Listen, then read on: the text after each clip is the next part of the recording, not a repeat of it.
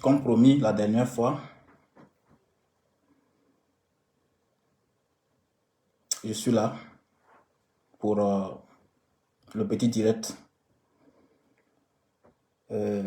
Déjà, je tiens à m'excuser pour le faux bond de la dernière fois parce que je n'avais pas compté avec un tel niveau d'imposture de notre cher Damiba. J'ai été surpris au dernier moment de voir que j'avais sous-estimé l'imposture. Mais Dieu merci, tout s'est bien passé finalement. On va avancer. D'accord. Alors, ce ne sera pas trop long, hein. C'est comme d'habitude. À chaque grand tournant de notre histoire, j'ai pour habitude de prendre la parole ici pour dire, voilà, mes petites demi-vérités, parce qu'on n'a jamais la vérité, hein. Donc, me diront que c'est du mensonge, c'est pas grave. Mais en tout cas, je tiens encore à dire ce que j'ai sur le cœur en ce moment précis. Un moment bien chargé, un tournant assez important encore de notre histoire. Après le 24 janvier, la dernière fois que j'avais fait un direct, c'était effectivement au lendemain du 24 janvier. Et j'avais redouté, pour ceux qui se souviennent, le 30 septembre qui vient de se passer. Dès le lendemain du 24 janvier, j'avais redouté le 30 septembre. J'avais partagé mes inquiétudes ici, mais bon, comme ils n'étaient pas nombreux à accorder grand crédit à ce que je disais. D'ailleurs, qui suis-je pour qu'on m'accorde grand crédit? Mais c'est pas bien grave. Je continue de dire ce que j'ai à dire, et puis bon, l'histoire retiendra. Alors, donc, nous voilà aujourd'hui encore, au lendemain d'un coup d'État.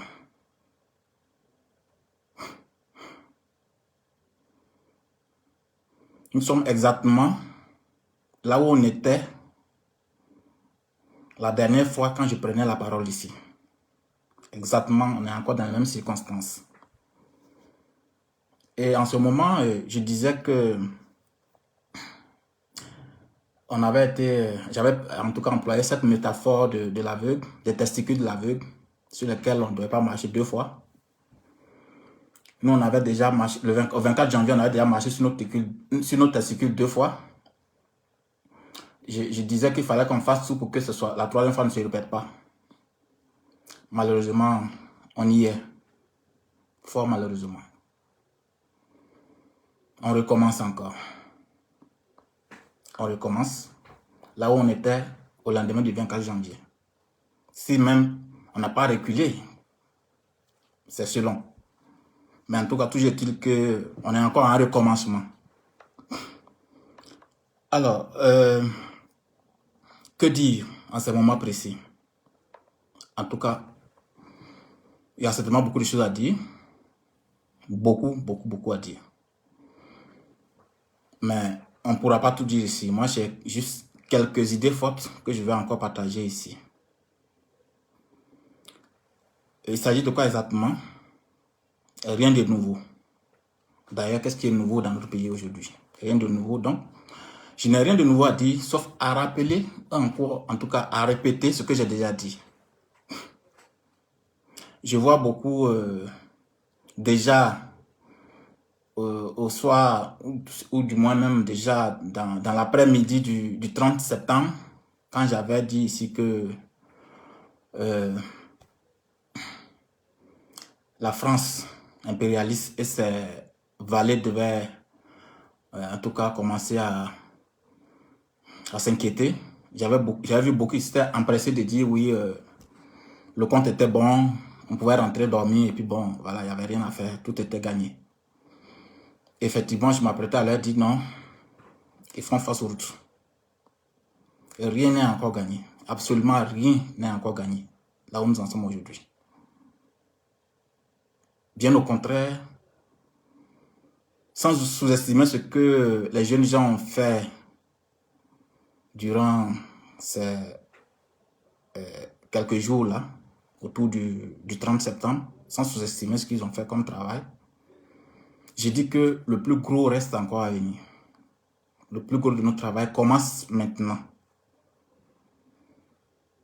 Et tout comme je l'avais dit le 24 décembre, du moins le lendemain du 24 décembre, on n'avait pas de raison à rejeter qui que ce soit. Hein.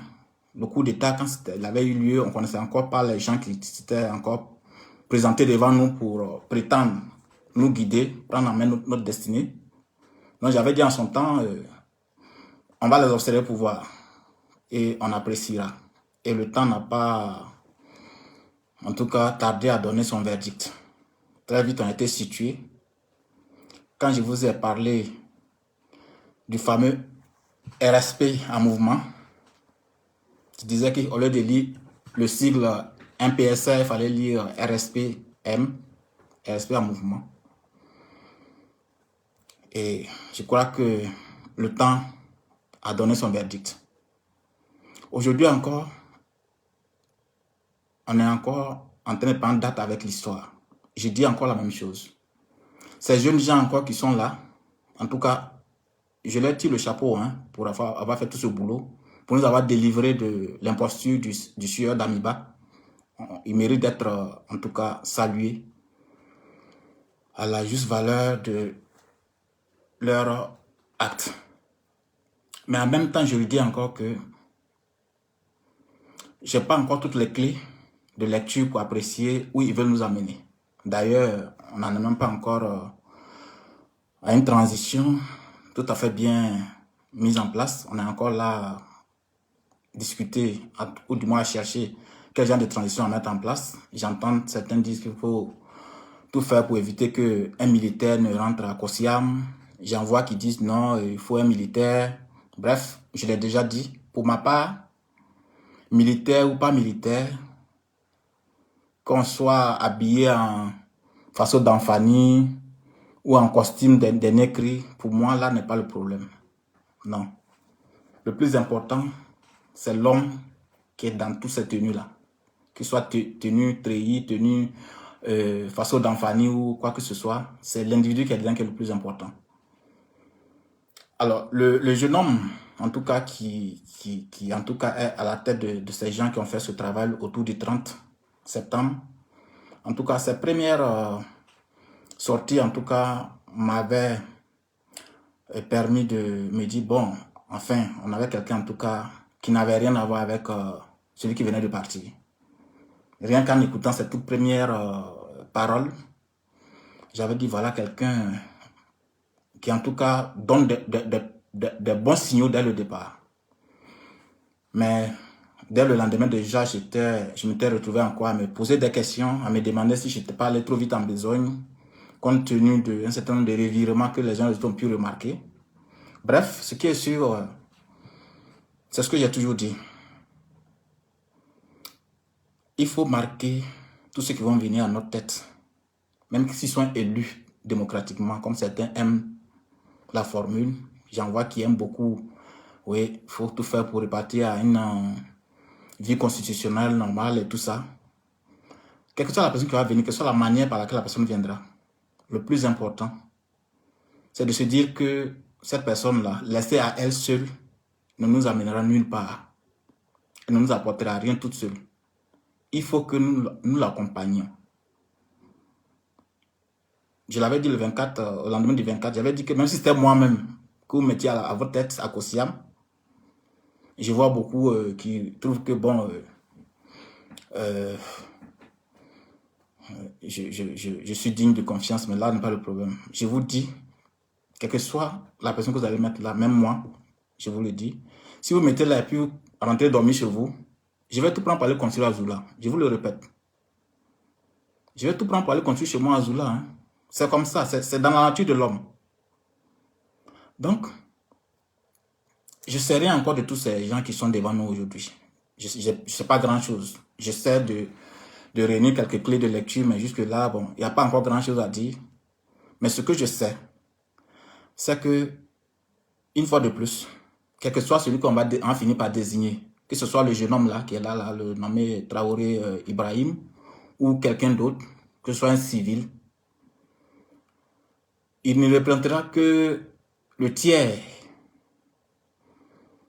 de, en tout cas,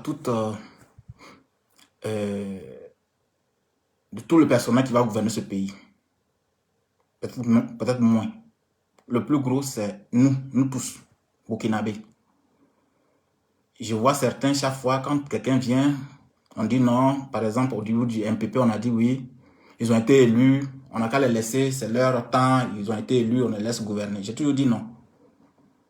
On ne peut jamais laisser un pays à un individu. Même pas un parti politique. Nous tous qui avons voté ces gens-là, on a toujours notre mot à dire. Ils sont nos employés.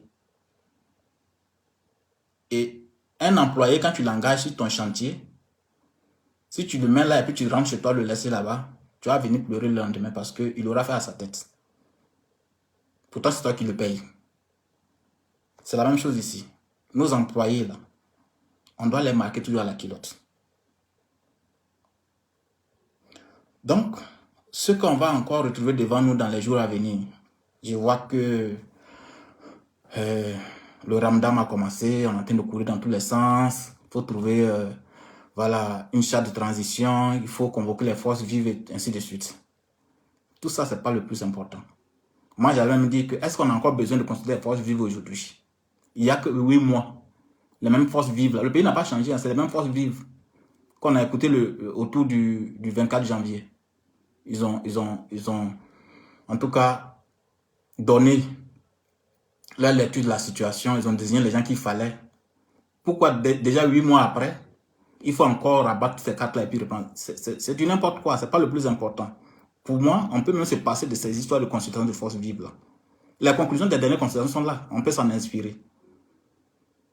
J'aurais été à la part de ce jeune homme-là, Traoré Ibrahim. Je réunissais un petit collège de certains de mes petits copains militaires en qui j'ai confiance, à qui j'ajouterais quelques civils. Je les mets dans une pièce pendant 24 heures.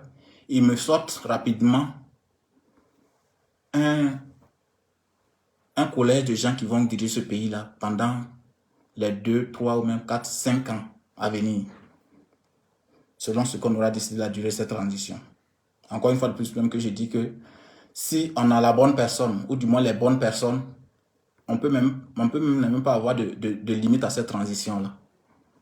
Je le redis encore, et je l'assume. C'est pour moi, c'est moi qui le dis, c'est mes convictions. On peut ne pas être d'accord avec moi et c'est normal. Pour moi, ces histoires de oui, il faut faire vite repartir à une vie constitutionnelle normale, là, c'est des conneries. Les Blancs nous ont assez du pays. Il faut qu'on se réveille maintenant. Il faut qu'on allume nos cerveaux. Il faut qu'on arrête d'être des perroquets, des suivistes. Parce que qu'est-ce qui se passe? Ça dit que quand on regarde nos intellectuels aujourd'hui, beaucoup d'intellectuels, il y a comme si il y a des formules magiques qui sont là, qui sont voilà, déposées. Chacun vient, il faut répéter mécaniquement.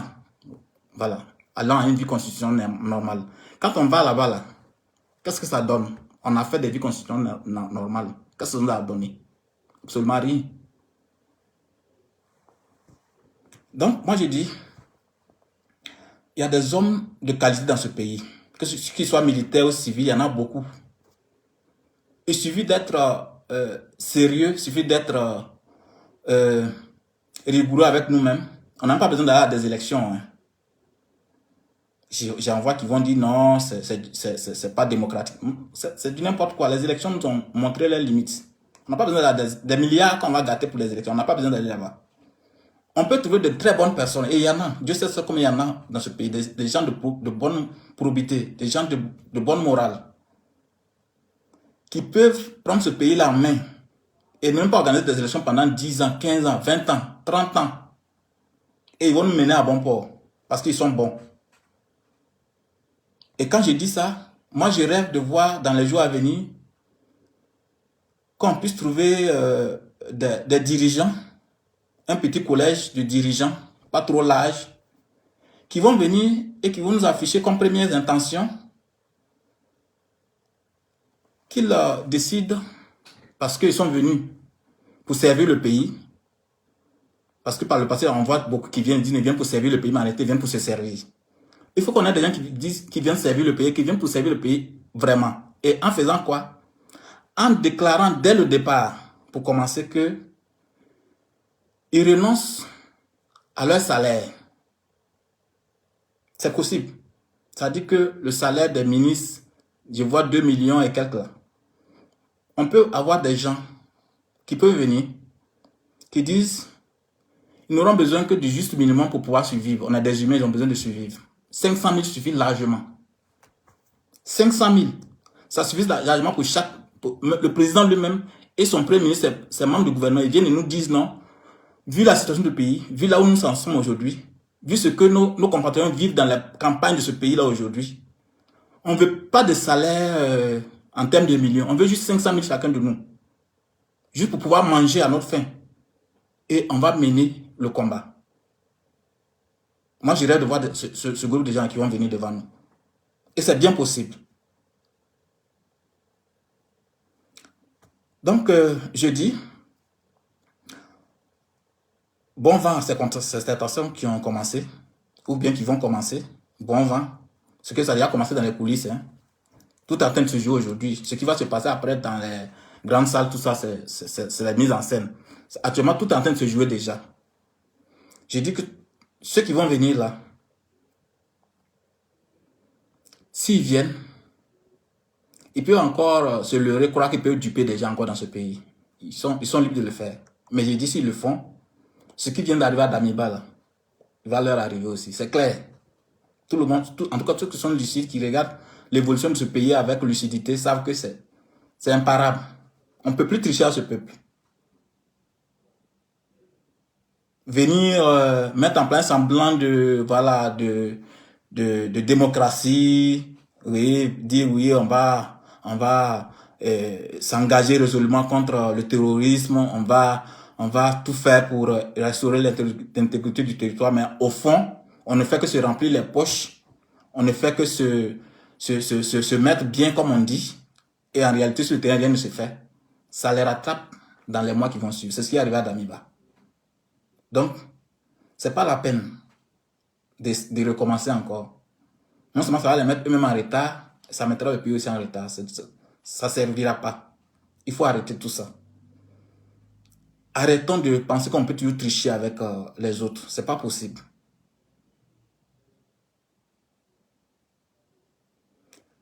Donc, marquage à la culotte. C'est le message que je voulais répéter encore ici aujourd'hui. Quelle que soit la personne qui va venir, on va encore le marquer à la culotte. Il va certainement encore, s'il est du même acabit que Damiba, il va s'armer de larbin qu'il va mettre sur les réseaux sociaux, à qui il va donner des mégas pour se connecter, pour essayer de brouiller les pistes, voilà, brouiller les voix qui vont vouloir dire les choses comme elles devaient être. Penser qu'ils peuvent voilà, tricher comme ça et puis nous mener là où ils veulent. Ils sont libres de le faire. Mais en tout cas, moi je serai encore là. Je l'avais promis en janvier, je le redis encore aujourd'hui. Je serai encore ici à ma place pour dire ce que j'ai à dire. Et les patriotes feront leur travail comme ils l'ont fait à Damiba, jusqu'à ce qu'un jour on les dépose aussi. Et la vie continuera. C'est vrai que le pays sera en retard, mais bon. C'est le passage obligé. On finit par trouver la bonne voie. Donc, mon message fort pour ce soir, c'est ça. Militaire, civil, là n'est pas le problème. Trouvons la bonne personne. Le jeune homme, j'ose imaginer que c'est peut-être les erreurs de jeunesse, le début, il a dû trébucher à un moment donné et tout ça. Il peut se ressaisir rapidement, s'entourer de gens bien. Il peut être l'homme de la situation, pourquoi pas. Tout comme aussi on peut trouver un civil, il y en a beaucoup, Dieu sait combien il y en a. Si on me demande des noms, moi je peux me donner des noms.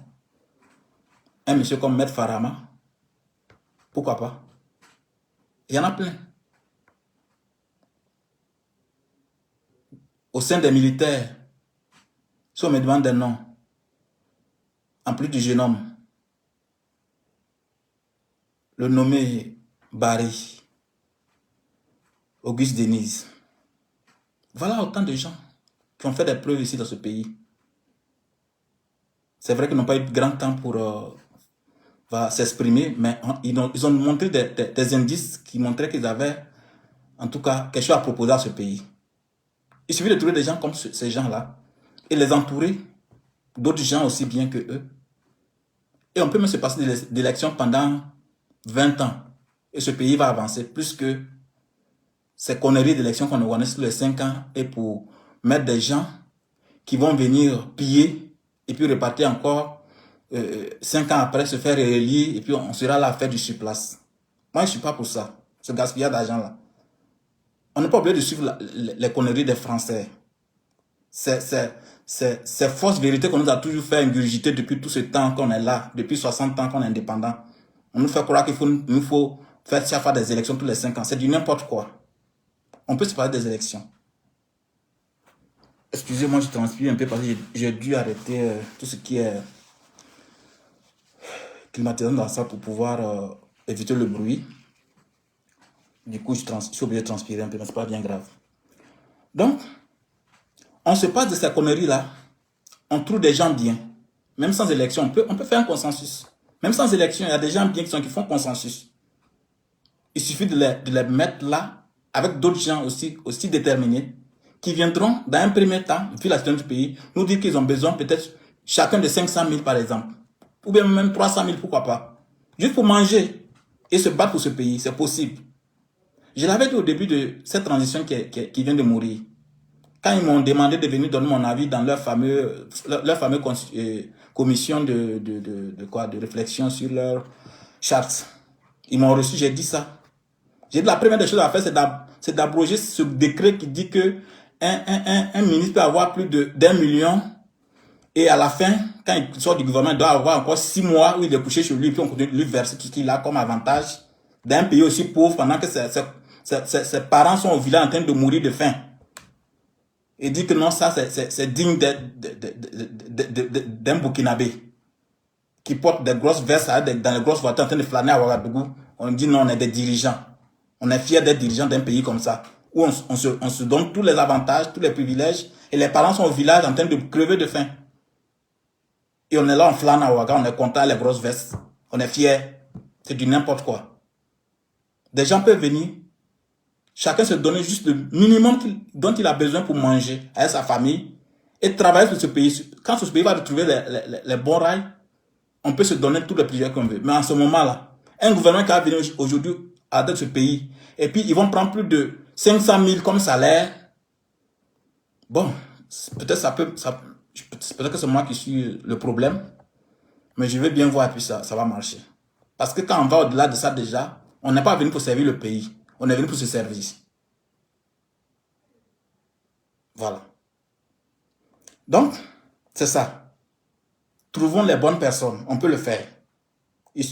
On n'a pas besoin d'un gouvernement de plus de 20 personnes même. Un petit collège de gens déterminés peut conduire ce peuple-là à bon port. Et très rapidement. Donc, trouvons rapidement ces gens. Et arrêtons de vouloir suivre ce que ces conneries de CEDEAO, de France et autres, tout ça vont vouloir nous imposer. Il faut qu'on sorte de là. J'ai dit, il faut qu'on sorte de ces conneries-là. C'est des conneries, hein. Moi je suis sérieux. C'est des conneries. C'est l'histoire de retour à la vie constitutionnelle normale. On va aller organiser des élections où des gens qui ont pillé de l'argent de ce pays vont encore rentrer dans les campagnes, aller corrompre les jeunes, les gens, et se faire élire et venir encore commencer à piller pour renflouer là où ils ont lieu pour aller corrompre. On ne va pas s'en sortir. Il faut qu'on arrête cette bêtise-là. Il faut qu'on arrête ça. Économisons ces milliards qu'on prend pour organiser des élections là. Je sais, quand je dis ça, les gens me disent, mais lui là, il est malade ce gars. Pourtant, c'est bien faisable. On n'est pas obligé de faire des élections. Les milliards qu'on prend pour aller gaspiller dans ces élections pendant que des gens meurent de faim dans les campagnes là. On peut les orienter ailleurs et ça va porter plus à ce pays. Donc, pour moi, C'est l'histoire de retour à la vie constitutionnelle, ce n'est pas une priorité. Une bonne transition qui se met en place, des gens déterminés, des gens de bonne foi, des gens propres, même s'ils vont faire 20 ans et qui travaillent bien pour ce peuple, moi je les accompagne. Même pendant 30 ans, 40, 50 ans, 100 ans, je suis là. Si je suis envie, je les accompagne, tant qu'ils seront avec le peuple. On ne sait pas des élections, éperdument. La France va crier, la CDAO va crier, mais on s'en fout d'eux. Tant que le peuple est là, on avance. Dernier point sur lequel je voulais insister aussi. Quand je dis qu'on est souvent des intellectuels avec des cerveaux éteints, on refuse souvent d'allumer nos cerveaux pour réfléchir. On est là, Tchafa, parce que le colon nous enseignait des faux principes là. Chacun se met à les ressasser. On les répète sans même souvent se poser des questions. On ne réfléchit même pas. Je vois des confrères un peu partout sur les plateaux dans la sous-région. Ils aiment dire, quand on est démocrate, on ne peut jamais cautionner un coup d'État. Ah ouais, on ne peut jamais cautionner un coup d'État. Moi, je dis, les gens, ils me connaissent même les principes. Ce principe dont ils parlent, ils ne le connaissent pas assez en réalité. Quelqu'un qui vient me dire non, que quand on est démocrate, on ne doit jamais cautionner un coup d'État. Moi, je dis, il connaît rien au principe qui veut qu'on ne cautionne pas de coup d'État. Le principe dit quoi? On ne cautionne pas de coup d'État en démocratie. Il n'ajoute pas cette dernière particule-là. Hein. On dit, on ne cautionne pas de coup d'État en démocratie. Mais demandez-vous, les coups d'État qui arrivent le plus souvent, est-ce que c'est en démocratie que ça arrive? Le coup d'État contre Alpha Condé, est-ce que c'est un coup d'État contre une démocratie, ça? Non. Le coup d'État contre Roch Marc Christian Kaboré, est-ce que c'est un coup d'État contre une démocratie? Je dis non. On a vu comment ce monsieur a été élu en 2020. La corruption outrancière à travers laquelle il s'est fait réélire. Tout le monde a été témoin de ça. Ça a été documenté. Le RENLAC a fourni un rapport qui est là, que tout le monde peut relire, où ça a été montré comment c'est sur la base de corruption outrancière qu'ils ont été réélus. Le coup d'État contre, je ne sais pas quel exemple encore. Il y en a beaucoup. Des coups d'État contre des despotes. Moi, j'ai dit, quand quelqu'un de bien vient faire un coup d'État contre ces gens de personnes, je préfère ces coups d'État-là à ces fausses démocraties-là. On dit, on peut refuser un coup d'État. Un démocrate peut refuser un coup d'État, peut refuser de cautionner un coup d'État quand c'est en démocratie. Mais le plus souvent, on n'est jamais en démocratie, justement. Les gens ne le disent pas. On n'est jamais, au grand jamais en démocratie. Les gens qui font le troisième mandat et qu'on leur fait un coup d'État, on perd de vue le coup d'État qu'ils ont fait pour être là, dans un troisième mandat. Et c'est le petit militaire, avec ses collègues qui meurent tout le temps en brousse, qui décide de mettre fin à cette bêtise. On dit non, c'est lui qui fait un coup d'État. Et le plus souvent, il le fait sans effusion de sang. Pendant qu'il y a des gens qui font le troisième mandat et qui tuent leurs concitoyens en termes de centaines de mille parfois, et ils se réinstallent, on ne voit pas du tout de mal à ça. On trouve que ça, c'est pas un coup d'État. C'est le militaire qui vient parce que désespéré, ne savait pas où aller, en train de mourir, parce qu'ils sont en train de mourir au front, qui vient remettre de l'ordre là. On dit non, ça c'est un coup d'État. J'ai dit, mais soyez sérieux un peu quand même. Allumons un peu nos cerveaux. Réfléchissons un peu. Je le dis et je le répète. Moi, et ça n'a rien à voir avec ne pas être un homme de principe. Hein. En réalité, il faut savoir connaître les principes, que les principes disent. Il ne faut pas tricher aussi à les principes. Quand on dit que par principe, on ne doit pas cautionner un coup d'État, c'est en démocratie. Et quand un coup d'État se fait dans un contexte de non-démocratie, et que c'est quelqu'un de bien qui vient pour remettre le pays sur le bon chemin, comme Thomas Sankara par exemple, qui vient, dans un chaos, il fait un coup d'État, oui, Dieu merci, il ne tue pas quelqu'un, il reprend le pays en main, et on voit qu'il est en train de faire avancer le pays. Le président malien, par exemple, qui est en train de faire des choses où son peuple se reconnaît à travers sa gouvernance. On dit non, on ne veut pas de ça parce que ce n'est pas démocratique. Je ris. La démocratie, c'est quoi finalement?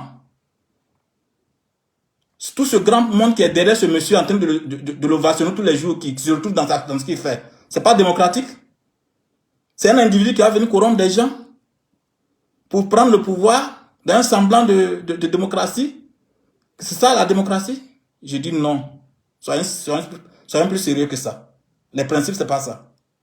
Et moi, je continue de dire, un coup d'État qui vient et qui remet le pays en ordre, sur le droit chemin, avec quelqu'un de bonne moralité, qui veut faire les choses autrement, et à travers lequel le peuple se retrouve dans son action, c'est bien démocratique. C'est bien plus démocratique que ces voies d'élection qu'on connaît ici en Afrique. C'est ce que je tenais à dire. J'ai trop parlé. Je vais m'arrêter là. Donc, marquage à la culotte. Quelle que soit la personne qui viendra, il faut le marquer à la culotte. C'est le mot qui tenait à rappeler encore aujourd'hui. Et rien d'autre. D'ailleurs, il n'y a rien de nouveau sous le soleil. Je vous remercie.